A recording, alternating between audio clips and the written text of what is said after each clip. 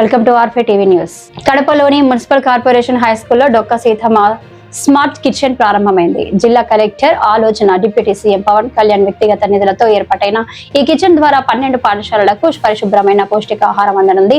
గత ఏడాది mega parent teacher సమావేశంలో కలెక్టర్ శ్రీధర్ చేరుకోరి స్మార్ట్ కిచెన్ ఆలోచనను ప్రతిపాదించగా పవన్ కళ్యాణ్ దీనికి నిధులు అందించారు. ఈ కిచెన్ ద్వారా పోషక విలువలతో కూడిన రుచికరమైన ఆహారం తయారు చేయనున్నారు. ముఖ్యమంత్రి నారా చంద్రబాబు నాయుడు, విద్యాశాఖ మంత్రి నారా లోకేష్ మార్గదర్శకత్వంలో విద్యారంగంలో వస్తున్న మార్పులకు ఈ స్మార్ట్ కిచెన్ నిదర్శనం. ప్రస్తుతం జరుగుతున్న మెగా పేరెంట్ టీచర్ సమావేశంలో ప్రభుత్వ పాఠశాలలో ప్రమాణాలు మెరుగుపడుతున్నాయని సూచిస్తున్నాయి. ఈ స్మార్ట్ కిచెన్ నిర్మాణాన్ని పర్యవేక్షించిన కలెక్టర్ డాక్టర్ శ్రీధర్ చెరుకూరి గారిని డిప్యూటీ సీఎం అభినందించారు. విద్యార్థుల ఆరోగ్యకరమైన భవిష్యత్తుకు ఒక ముందడుగు అని ఆయన పేర్కొన్నారు.